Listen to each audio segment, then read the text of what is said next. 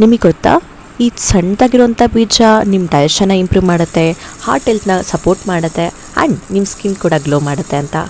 S, I am talking about flax seeds. ಅದರಲ್ಲೂ one of the most nutritious food on the planet ಅಂತಲೇ ಹೇಳ್ಬೋದು. ನೀವಿನ್ನೂ ಅಗಸೆ ಬೀಜ ತಿಂತಾ ಇಲ್ಲ ಅಂತಂದರೆ ಈ ವಿಡಿಯೋನ ಕೊನೆ ತನಕ ನೋಡಿ, because I'll share the top benefits.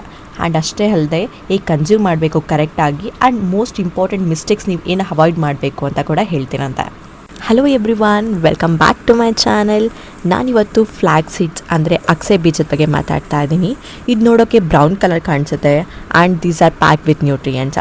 ನಮ್ಮ ಆನ್ಸೆಸ್ಟರ್ಸ್ ಎಲ್ಲ ಇದನ್ನು ನ್ಯಾಚುರಲ್ ಹೆಲ್ತ್ ಫುಡ್ಡಾಗಿ ಯೂಸ್ ಮಾಡ್ಕೊಂಡು ಬಂದಿದ್ದಾರೆ. And let see why nutrition experts ಇದನ್ನು ಡೈಲಿ ಡಯಟಲ್ಲಿ ಹ್ಯಾಡ್ ಮಾಡ್ಕೋಬೇಕು ಅಂತ ರೆಕಮೆಂಡ್ ಮಾಡ್ತಾರೆ ಅಂತ. The first major benefit is heart health. Flax ಸೀಡ್ಸಲ್ಲಿ ಒಮೆಗಾ 3 ಫ್ಯಾಟಿ ಆ್ಯಸಿಡ್ಸು ರಿಚ್ ಆಗಿದೆ.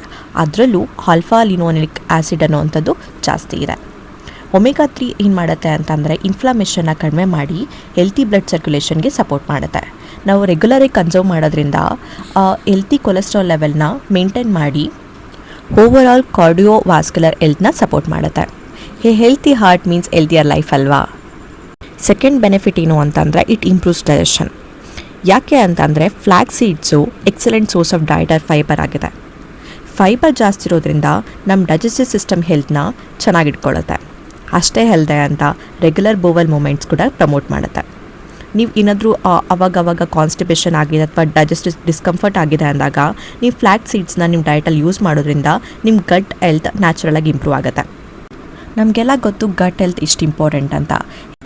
Healthy gut is the foundation of overall wellness. Are you trying to lose weight? Yes, I'm talking about the benefit number 3 that helps in weight management.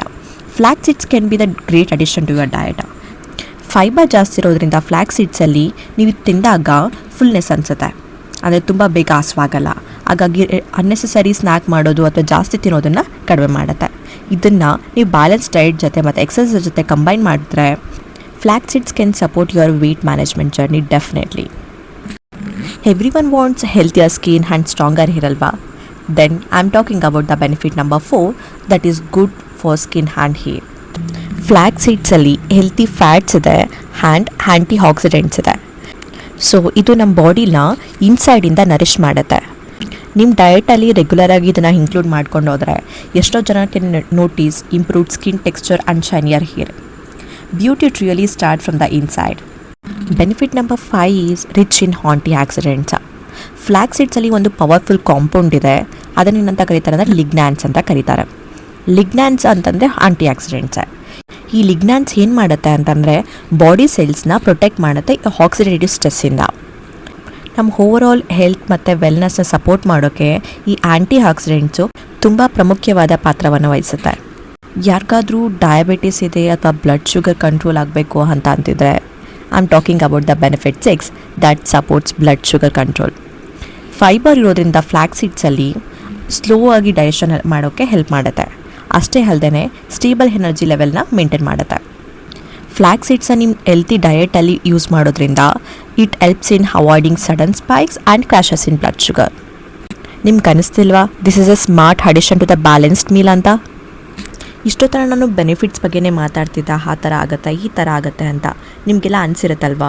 ಹಾಗಾದರೆ ಹೇಗೆ ತಿನ್ನೋದು ಇದನ್ನು ಅಂತ let C.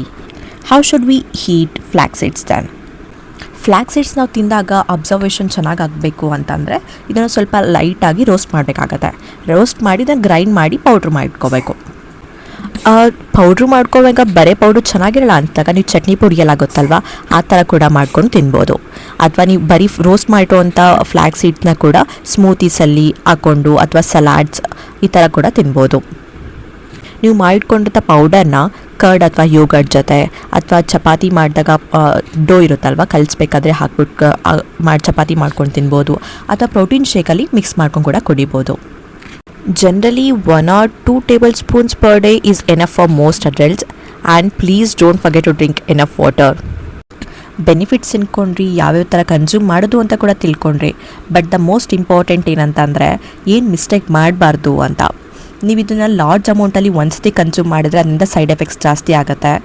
Flax seeds ಬೀಜಗಳು digestive ಸಿಸ್ಟಮಲ್ಲಿ ಹೋಗಬೇಕಾದ್ರೆ ಕೆಲವೊಂದು time observe ಆಗೋಲ್ಲ ಪ್ರಾಪರಾಗಿ. ಹಾಗಾಗಿ ಗ್ರೌಂಡ್ ಫ್ಲ್ಯಾಕ್ ಸೀಡ್ಸ್ ಅಂತಂದರೆ ಫೈನ್ ಪೌಡ್ರ್ ಆಗಿರುವಂಥದ್ದು better option. Please keep in the mind that moderation is the key. Make sure ನೀವು ಇದು ಕನ್ಸ್ಯೂಮ್ ಮಾಡೋಕ್ಕೆ ಮುಂಚೆ ಡಾಕ್ಟರ್ನ ಕನ್ಸಲ್ಟ್ ಮಾಡ್ಕೊಳ್ಳಿ. ನಿಮ್ಗೇನಾದರೂ ಆಲ್ರೆಡಿ ಡಿಸೀಸಸ್ ಇತ್ತು ಅಂತಂದರೆ ಕನ್ಸ್ಯೂಮ್ ಮಾಡಿದ್ರು ಯಾವ ಥರ ಕ್ವಾಂಟಿಟಿಲಿ ಕನ್ಸ್ಯೂಮ್ ಮಾಡಬೇಕು ಅಂತ ಕೇಳಿಬಿಟ್ಟು you can start using it. ನೋಡಿದ್ರಲ್ಲ, these are the amazing benefits of the flax seeds and how to use it. ನೀವು ಫ್ಲ್ಯಾಕ್ ಸೀಡ್ಸ್ನ ಮುಂಚೆ ಯೂಸ್ ಮಾಡಿದರೆ let me know in the comment section. ಈ ವಿಡಿಯೋ ಹೆಲ್ಪ್ಫುಲ್ ಅನಿಸಿದ್ದಲ್ಲಿ don't forget to like, share and subscribe for more health and wellness content. Thanks for watching. I'll see you in the next video.